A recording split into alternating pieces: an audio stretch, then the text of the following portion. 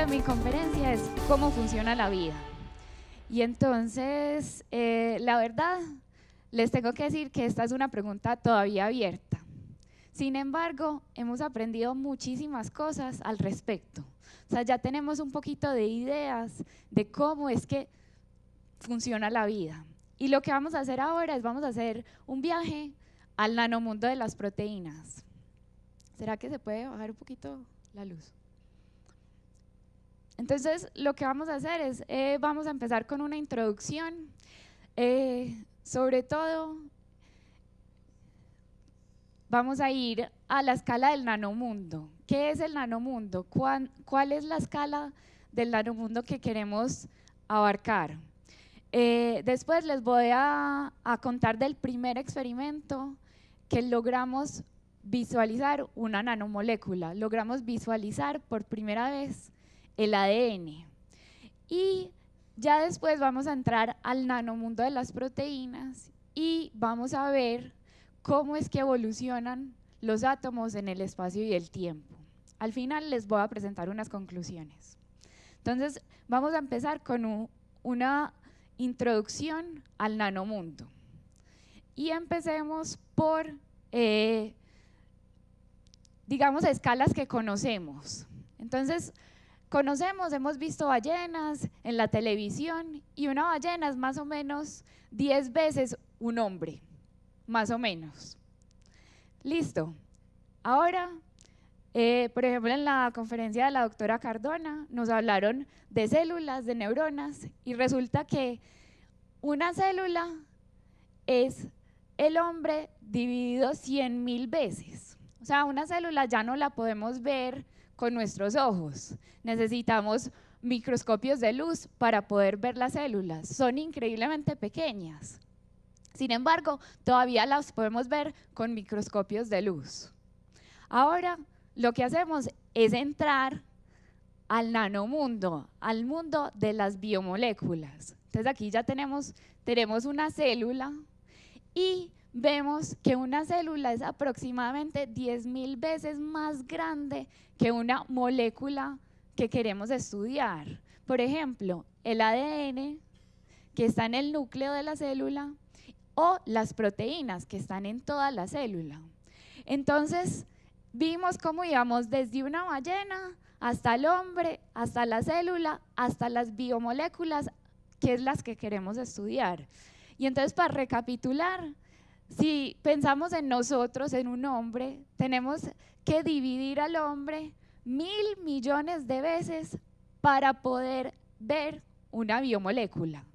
Esto es 1.000 millones de veces lo tenemos que dividir para poder llegar al nanomundo, al mundo de las proteínas, del ADN.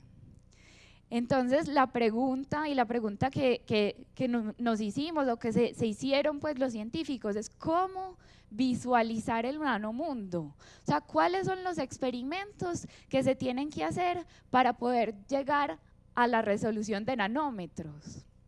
Entonces, lo que voy a hacer ahora es explicarles los dos experimentos que llevaron a visualizar el nanomundo. Y voy a empezar por la foto denominada la foto 51. Y esta imagen, yo creo que, en mi opinión, es la imagen más importante del siglo pasado. O sea, esta imagen revolucionó el mundo.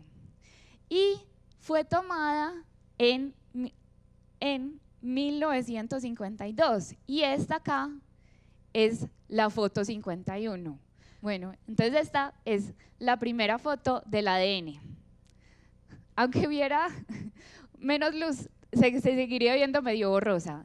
¿Pero por qué? Porque es que estamos visualizando el nanomundo. O sea, es una cosa que tenemos que dividir al hombre por 1.000 millones. O sea, es increíblemente difícil de tomar.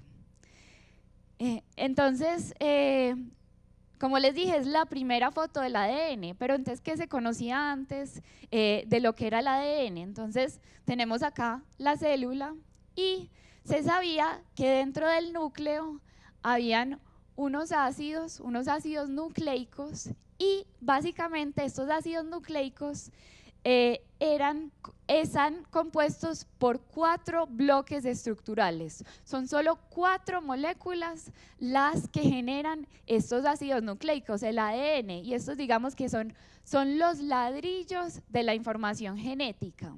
Y estas moléculas, estas 4 moléculas, lo que hacen es que se unen en una cadena, forman como una cadena y básicamente ahora lo que es pues se ve es una cadena de letras. Y estas letras representan moléculas que se unen con una cierta información. Y este es, por ejemplo, pues lo que uno ve del código genético.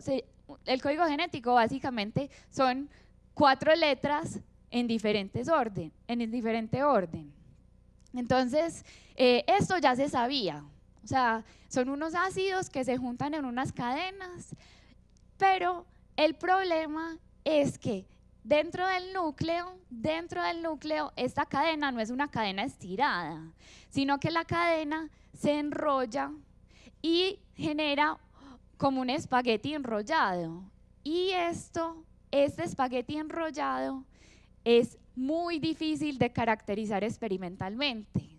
¿Por qué? Porque tiene un desorden, un espagueti, y para entender cómo es que se juntan los átomos, se van a unir estos átomos en el espacio tridimensional, es muy difícil de caracterizar en el estado, digamos, biológico. Entonces, ¿cómo tomaron esta foto? Esta foto la tomaron, empezó el trabajo con el profesor Maurice Wilkins y el profesor, que en ese momento era su estudiante, Raymond Gosling. Y ellos lo que hicieron fue desarrollar una técnica para convertir ese enredo del núcleo, del polímero del ADN que estaba en el núcleo, en muestras cristalinas. ¿Y qué significa una muestra cristalina? Básicamente, una muestra cristalina es repeticiones idénticas y ordenadas de la misma estructura. Lograron generar cristales de el ADN. Entonces aquí podemos ver que ya en vez de tener un material completamente desorganizado y enrollado, logran tener copias idénticas generando un cristal.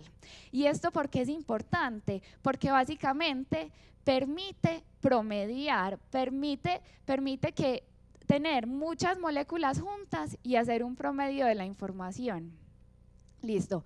Entonces ellos lograron generar esos cristales, pero no sabían cómo visualizarlos. O sea, en esos momentos no se puede ver el nanomundo con la luz. La luz tiene muy poquita energía, la longitud de onda es demasiado grande para poder llegar a resolución atómica. Entonces había que crear otro experimento, un experimento que tuviera una fuente con energía mucho más potente y que tuviera una longitud de onda más pequeña para poder resolver la estructura atómica del ADN.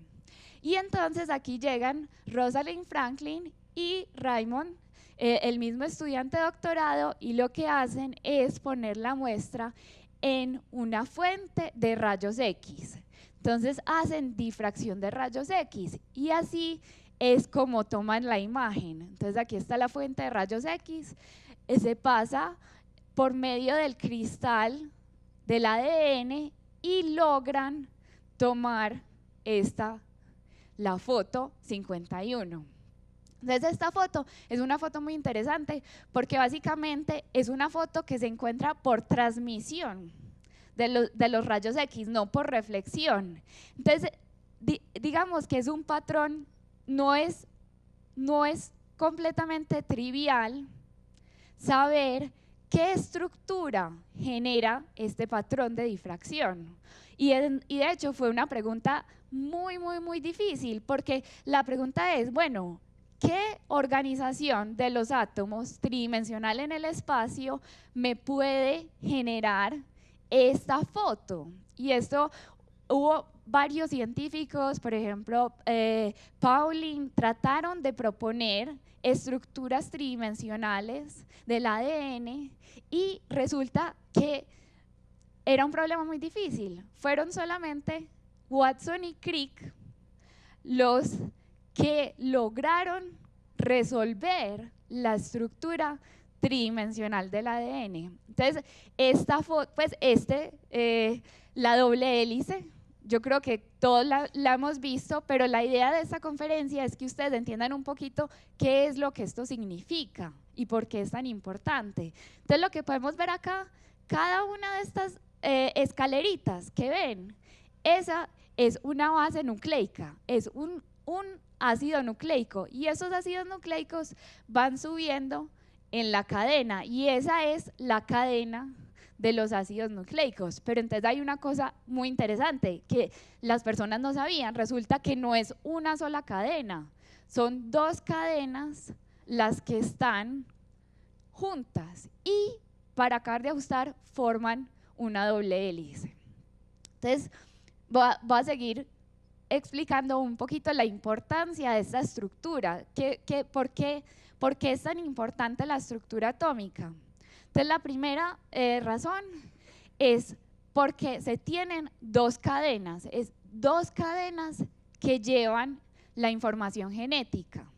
Pero, y uno de los resultados primordiales de este estudio es que ellos se dieron cuenta, Watson y Crick se dieron cuenta, que solo se unen bases complementarias de estos ácidos nucleicos. ¿Esto qué significa?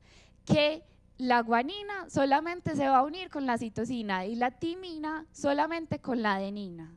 Entonces, básicamente, esto me permite una correspondencia unívoca entre los ácidos nucleicos. Y entonces, ¿esto qué nos dice? ¿Qué nos va a decir? Y ellos en el paper pues, que ellos escribieron en 1952 ya lo intuían y ya lo dijeron ahí, y es que esto nos indica el mecanismo de duplicación del ADN.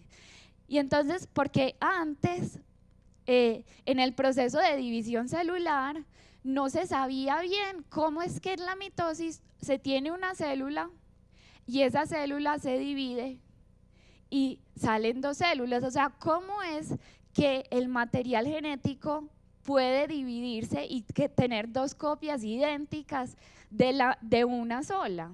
Y todo está en la estructura tridimensional, en la estructura atómica, porque básicamente, sabiendo que solo se unen las bases complementarias y que se tienen dos cadenas de información, entonces en el proceso de duplicación del ADN básicamente se abre la cadena, se separa, pero una sola cadena tiene toda la información genética. Y eso fue una revolución, o sea, fue una revolución y dio pie a muchos de los campos que ahora conocemos pues como en la biología y en la genética en general. Bueno, entonces hasta ahora hemos visto que de la estructura del ADN aprendimos muchísimas cosas, pero entonces ahora les pregunto, bueno, pero entonces, ¿qué es lo que codifica el material genético? A nosotros todos nos hablan, no, es que el material genético es muy importante, el genoma humano, pero ¿qué información, estas bases que tienen una cierta secuencia, una cierta información, qué es lo que están codificando? Y en realidad, pues, el material genético se queda en el núcleo y no hace nada. Pero entonces, ¿qué es lo que codifica? Y entonces, lo que codifica la secuencia de ácidos nucleicos es, al final de un proceso de transcripción y traslación, un proceso complicado biológico, lo que hace es dar las instrucciones para construir unas biomoléculas que son las proteínas. Entonces, básicamente, pasar de el ADN lo que codifica las instrucciones es simplemente la cadena, la secuencia para construir unas moléculas que se llaman proteínas. Entonces, primera conclusión, las proteínas no solamente están en la carne, las proteínas son las nanomoléculas encargadas del desarrollo y el funcionamiento de todos los organismos vivos, absolutamente todos, y son esenciales, son las que hacen todas las funciones de la vida. Esas son las proteínas. Por ejemplo, ellas adquieren la energía de los alimentos. Ellas son las que producen las reacciones químicas, las que catalizan las moléculas, son las que transportan los iones, transportan el hierro, el oxígeno, son las que son los canales que dejan entrar el calcio, son las que mantienen la forma de la célula, son las que regulan las señales eléctricas, permiten que los músculos se muevan. Reconocen, por ejemplo, agentes externos y los neutralizan. Y permiten que el ADN se reproduzca, permiten que la célula se reproduzca, muchísimo más. Y básicamente esta es un diagrama de cómo se vería la célula. Todavía no hemos llegado a esta resolución, o sea, las fotos reales son como la foto 51 que les mostré ahorita, esta es una caricatura, pero si uno pudiera entrar dentro de la célula, uno vería algo así, y cada uno de estos puntos es una proteína, y esa proteína está ahí por una razón, está haciendo una función biológica, tiene una función que cumplir en este medio e interactuar con un montón de cosas que son las que nos hacen que al final podamos ser seres vivos. Entonces, el ADN humano codifica alrededor de 20.000 proteínas y cada proteína tiene una función biológica determinada. Y en el cuerpo humano existen millones de copias de cada una de estas proteínas. En cada célula hay copias de esta proteína que está haciendo esa función en particular. Lo importante también es recordar que si las proteínas fallan, se generan enfermedades como el Alzheimer, el Parkinson, cáncer. La mayoría de las enfermedades que nosotros conocemos están guiadas o suceden es porque o proteínas nocivas entran al cuerpo, proteínas externas entran al cuerpo, o porque las proteínas de nuestro cuerpo no funcionan bien. Bueno, entonces ahora ya sí empezamos la charla, el nanomundo de las proteínas. Entonces voy a recapitular un poquito aquí. O sea, sabíamos que el ADN codifica la secuencia de aminoácidos. Entonces una proteína resulta que es simplemente más o menos como el ADN, una cadena, pero ya no va a ser una cadena de ácidos nucleicos, sino que va a ser una cadena de aminoácidos. Y aquí, con los aminoácidos, ya no se van a tener 4 opciones, sino que se van a tener 20 moléculas distintas, que son 20 aminoácidos, que se van a unir de diferentes maneras. Y básicamente, esa secuencia primaria va a determinar la estructura tridimensional de la proteína. Entonces aquí vemos una proteína, básicamente se sigue la cadena, este es como el esqueleto de la proteína y estas ramitas que ustedes ven que salen son los aminoácidos diferentes, son los átomos de los aminoácidos que salen de la cadena principal de la proteína. Listo, pero entonces, ¿por qué es importante la estructura tridimensional? Porque básicamente la estructura tridimensional es la que nos va a decir o nos va a dar indicaciones generales de cuál es la función biológica de la proteína. O sea, ¿cómo es que funciona?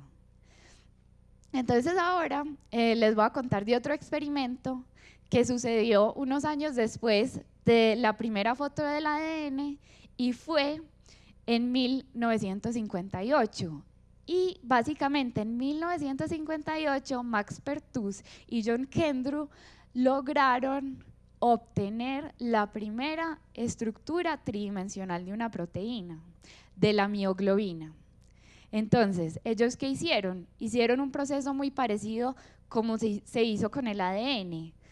Hicieron cristales de mioglobina Entonces, básicamente, lograron con procedimientos bioquímicos muy difíciles cristalizar, o sea, hacer repeticiones idénticas de esta proteína, la cristalizaron y después hicieron cristalografía de rayos X, difracción de rayos X. Y aquí pueden ver el patrón de difracción que tomaron. Y como pueden ver, se ve mucho más complicado que el del ADN, que se tenía al menos la cruz y una cierta simetría.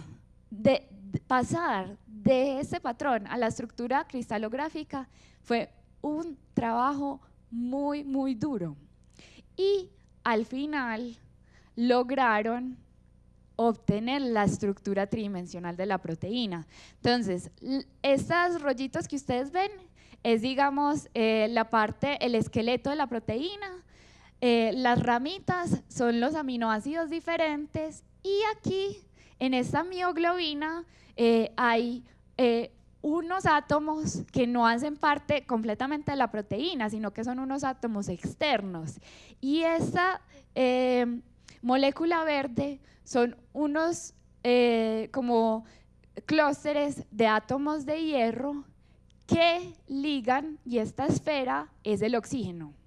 Entonces, con esta estructura se logró comprender cómo es que una proteína puede transportar el oxígeno. Y esa es la función, o sea, la mioglobina es la proteína que transporta el oxígeno en los músculos. Está muy relacionada con la hemoglobina, que es la que nosotros hemos escuchado hablar más, y es la proteína que transporta el oxígeno en la sangre.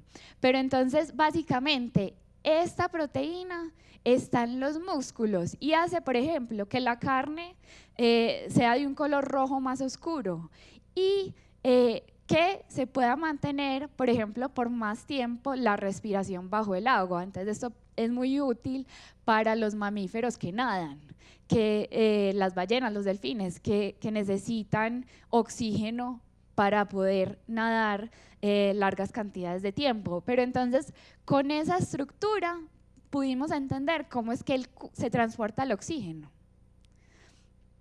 Y entonces, en 1962, es un año muy importante para nosotros los biólogos estructurales, porque básicamente en ese mismo año se le dio el premio Nobel al profesor Wilkins, a Watson y a Crick, por la estructura del ADN, y al mismo tiempo el premio Nobel en química a Peruz y a Kendrew. Y entonces ahí se empieza un área que es el área de la biología estructural. ¿Qué significa? Es tratar de resolver a nivel atómico las estructuras de las moléculas que están involucradas en la vida.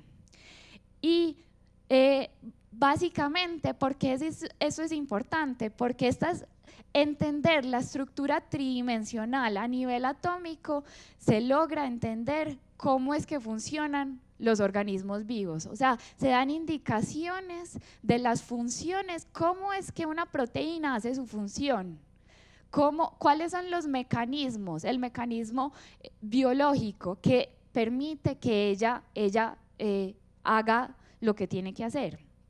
Y entonces, en los últimos, pues desde ese entonces, han habido muchos experimentos que se han desarrollado para poder caracterizar las estructuras tridimensionales de proteínas. Entonces, no solo está la cristalografía de rayos X que les expliqué antes, pero ya ahora se generó o se desarrolló la técnica de resonancia nuclear magnética, en donde los átomos de la proteína interactúan con un campo magnético que entra en resonancia con estos campos y logran determinar la estructura tridimensional de la proteína por solo ver la interacción de los momentos magnéticos de los átomos con el campo magnético.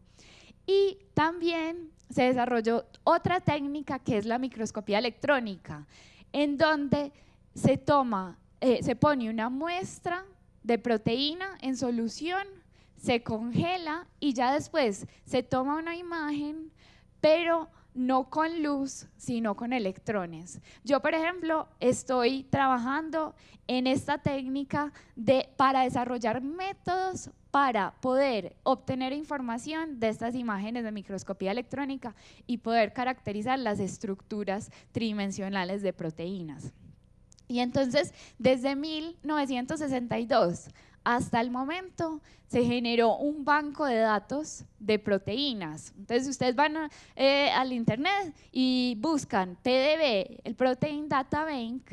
Básicamente ahí pueden encontrar de libre acceso las estructuras, todas las estructuras de proteínas que han sido resueltas en los últimos 50 años. Y hasta el momento, este es el número de estructuras que han sido resueltas. Tenemos casi 125.000 estructuras de proteínas. Estas no son solamente proteínas humanas, sino que son proteínas involucradas de muchos organismos, de muchas especies diferentes, y con seguridad este número va a seguir incrementándose. ¿Y por qué es tan importante? Básicamente porque caracterizar una proteína es caracterizar una función biológica y entender una enfermedad. Y en los últimos años han habido más de 10 premios Nobel solamente por técnicas, por haber resuelto estructuras de proteínas. Entonces, por ejemplo, acá tenemos el centro de reacción fotosintético. Ya podemos a nivel atómico entender cómo es que funciona la fotosíntesis, cómo es que una proteína logra coger un rayo de luz y convertir eso en energía. O por ejemplo, con la ATP sintasa, que es la proteína encargada de catalizar una molécula que se llama la ATP, que es como la moneda de energía que se utiliza en la célula. ¿Cómo se cataliza esta molécula? Entendimos cómo funcionan las proteínas que logran entrar calcio, los canales de membrana que logran entrar iones dentro de la célula. La célula tiene una membrana celular que es impermeable. Entonces, ¿cómo es que le entran cosas a la célula? Con esas estructuras pudimos entender cómo es que entran los iones a las células, y por eso se han ganado los premios Nobel. Entendimos, por ejemplo, cómo funciona el ribosoma, que el ribosoma es una mezcla entre proteínas y ARN, y el ribosoma lo que hace es que genera la cadena de proteínas, es el catalizador que hace que las proteínas se generen. Entonces, una amiga mía me decía en el 2012, no, ya hubo Nobel por proteínas, ya no van a haber más Nobel. Y yo la verdad creo que sí van a haber más Nobel. ¿Por qué? Porque una estructura de una proteína es entender una función biológica, es poder caracterizar una enfermedad y abre las puertas para pensar posibles curas, para poder pensar desde una manera, digamos, racional a nivel físico y molecular cómo se puede curar esta enfermedad.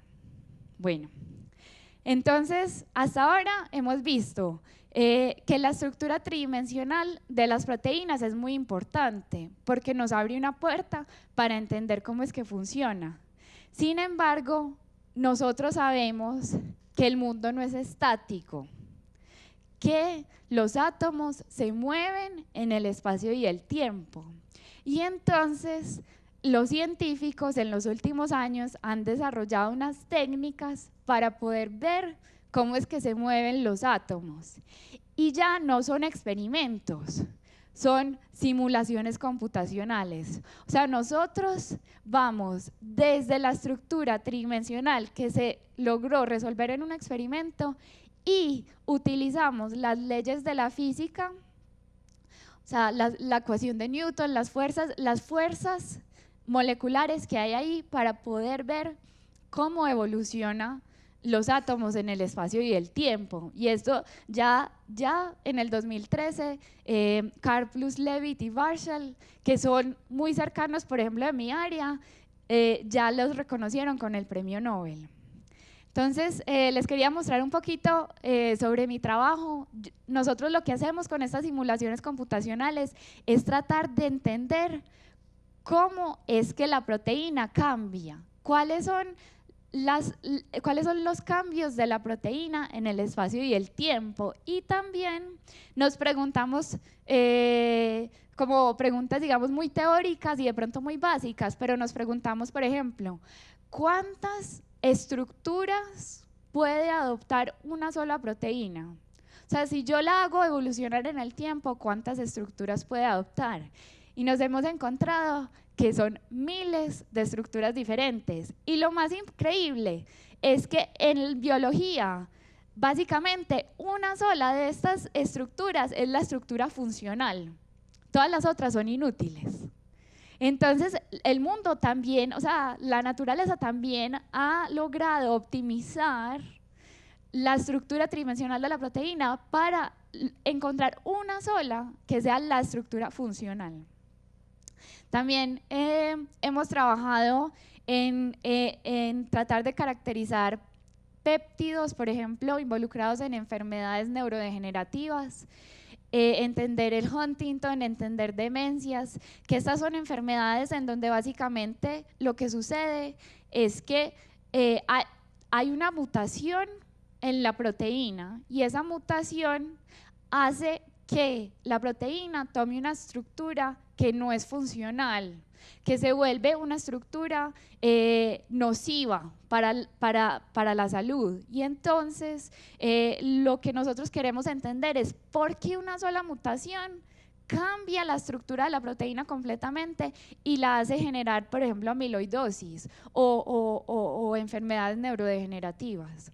Y también he trabajado con métodos desarrollando teoría para entender unos experimentos que son unos experimentos muy interesantes que se llaman de molécula única. Entonces lo que hacen esos experimentos es, cogen dos esferas magnéticas y las ponen en unos rayos láser y logran controlar la posición de las esferas magnéticas y básicamente atacan una proteína a estas dos esferas magnéticas y le ponen una fuerza. Entonces nosotros lo que estamos tratando de hacer es, a una sola molécula le ponemos una fuerza y vemos cómo cambia la estructura en función de la fuerza, cómo cambia la extensión de la proteína en función de la fuerza, y eso nos da mucha información sobre la dinámica de la proteína. Bueno, entonces el objetivo que nosotros queremos hacer es entender el nanomundo de las biomoléculas, pero utilizando las leyes de la física. O sea, las nanomoléculas tienen una estructura dada es por las leyes de la física, son las fuerzas, el equilibrio de fuerzas que las hacen obtener un mínimo de energía y adquirir esa estructura tridimensional. Son las leyes de la física las que dicen cómo es que las proteínas interactúan, cuándo se abre el canal, cuándo se cierra. Y queremos utilizar las leyes de la física para poder entender lo que es el nanomundo y al final poder dar respuesta un poquito a cómo es que funciona la vida. Bueno, quiero terminar con las conclusiones. Lo más importante, pues como que quiero que se lleven para la casa, es que caracterizar una estructura atómica de una biomolécula permite entender la función biológica, permite entender cómo es que funciona la biomolécula.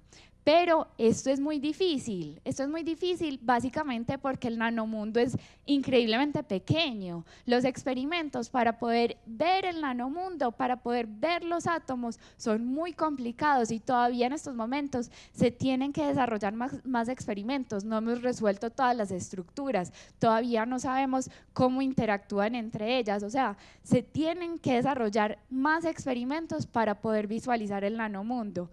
Y por último, el último mensaje es que no basta solamente con la estructura tridimensional, sino que también hay que entender cómo es que evolucionan los átomos en el tiempo, cómo es que cambian en el tiempo, cuál es la dinámica de esta proteína. Y para eso necesitamos las leyes de la física. Pilar, muchas gracias, extraordinaria conferencia. Gracias. Cuando tú dices las leyes de la física, a esa escala espacial ya no funcionan las leyes de Newton, sino las leyes de la mecánica cuántica. Sí. ¿Cómo entender el tiempo y cómo entender el espacio en la mecánica cuántica? Ya es una película completamente distinta, porque el problema se vuelve probabilístico, ¿cierto? Ya no es la mecánica determinística de Newton. Entonces, ¿cómo entender eso desde esa perspectiva? ¿Por qué no nos ilustras un poquito sobre ese problema? Primero que todo, hay ciertos fenómenos biológicos que se necesita mecánica cuántica para poder entenderlos completamente, que son los fenómenos en donde se transfiere un electrón, donde hay transferencia de electrones, que son básicamente cualquier reacción química. Si hay una reacción química, se necesita la mecánica cuántica. Y entonces, por ejemplo, el premio Nobel del 2013,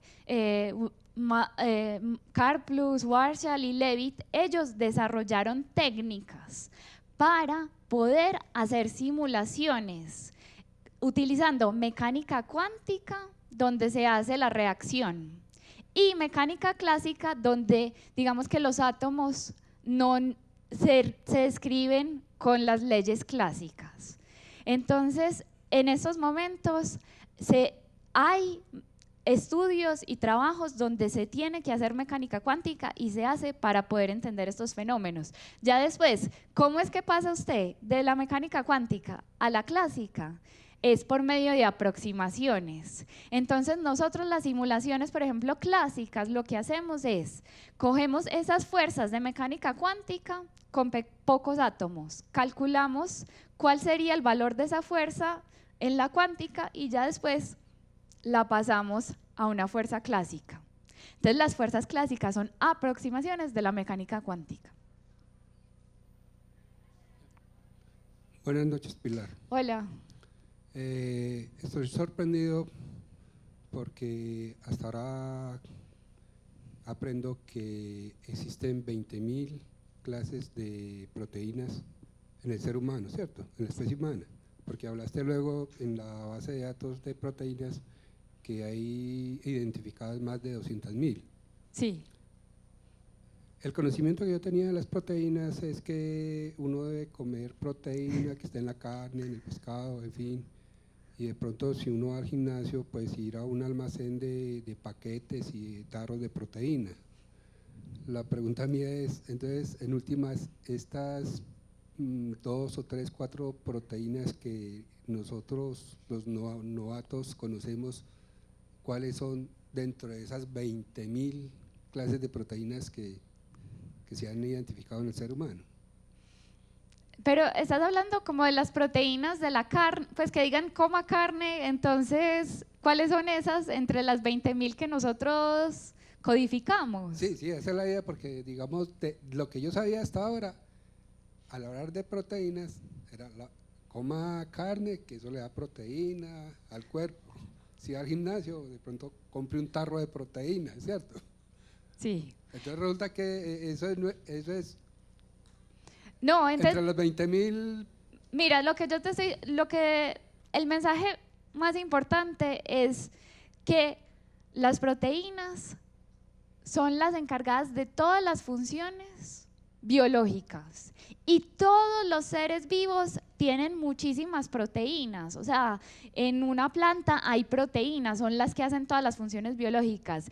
En un pez también hay proteínas que hacen todas las funciones biológicas. Y entonces, digamos que cuando uno habla comúnmente de proteínas, piensa uno solamente en los alimentos, carne, pez, pescado, pero no. O sea, las proteínas están en todos los seres vivos, y hay muchísimas en la carne roja, digamos, hay muchísimas o sea, con seguridad el mismo número de proteínas que hay en el ser humano, 20.000, con seguridad también lo hay en una vaca.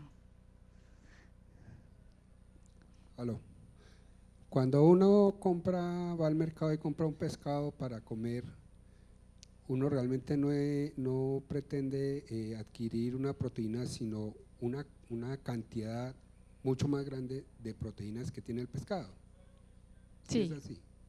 Bueno, y la otra inquietud que me acaba de surgir con la anterior pregunta es que este estudio de las proteínas juega entre el tamaño que aplican las leyes de la física cuántica y el tamaño que aplica para la física clásica. Sí, está en ese rango. O sea, básicamente, si hay transferencia de electrones, o si hay átomos muy pequeños, si hay pocos átomos, se puede utilizar la mecánica cuántica. Si tienes muchos átomos, por ejemplo 10.000 átomos, 15.000 átomos, ya es muy difícil utilizar mecánica cuántica.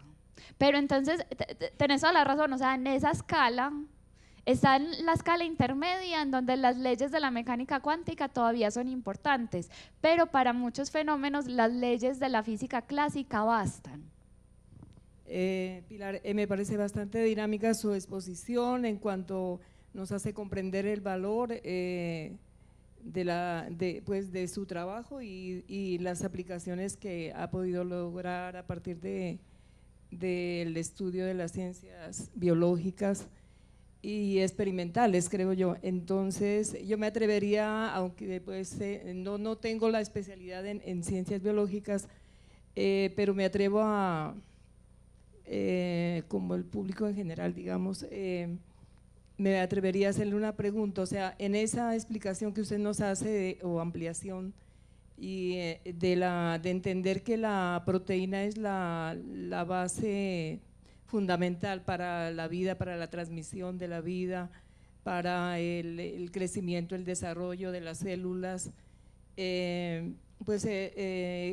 usted mencionaba que el aire es muy importante, o sea, el oxígeno. Sí. Por obvia razón, el agua desempeñaría un papel fundamental. Pero entonces a mí me asalta la duda, o sea, no, la inquietud de que habrían proteínas normales y cuando se presenta la enfermedad habrían unas proteínas, digamos, deficientes en sus componentes. Entonces, que en ese sentido, digamos, como usted nos podría ampliar entender esa parte, ¿sí? De cómo lograr a través por ejemplo, en enfermedades como en el Alzheimer, que se dice, no, la tercera edad, la cuarta edad, bueno, no sé cómo se pueda decir, o a partir de determinadas edades en el ser humano, 65 años, 70, 80, variable, pues de acuerdo a la alimentación, al estado físico, a la capacidad del desarrollo intelectual del ser humano, se pueda dar.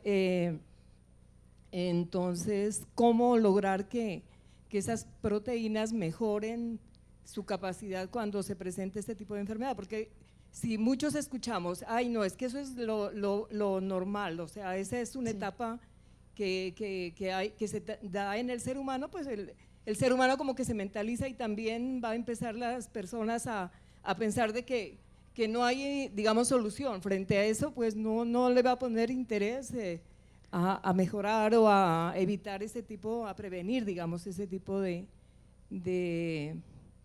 deficiencia o que se pueda dar, sí, en pues, el valor. La verdad es que muchas de esas enfermedades ya vienen codificadas en los genes. O sea, los genes ya están codificando la secuencia de aminoácidos para hacer que esa proteína falle. Entonces, muchas de esas enfermedades no tienen nada que ver con el ambiente, sino que son enfermedades genéticas, que no se puede hacer mucho. Pero también en todo esto hay procesos estocásticos, que significan procesos aleatorios. Entonces, una mutación también puede surgir por azar, y ahí sí pueden influir los factores, digamos, ambientales, pero por el momento no hay una receta que le diga a uno, bueno, si no quiere que le dé Alzheimer, haga esto, esto y esto. No existe. Pilar, una pregunta sencilla. ¿Dónde, Una vez identificada la ¿qué estructura tridimensional de la proteína, Sí, ¿qué tan fácil es entender su función biológica? es difícil. Pues se necesita básicamente, se necesita química, se necesita saber cuáles son las propiedades químicas de los aminoácidos para interactuar, o sea, cuál es la manera en que esos aminoácidos van a hacer una cierta función. Entonces, se tiene que saber mucha química. Bueno, entonces quiero agradecer a la Academia Colombiana y a ustedes por su atención.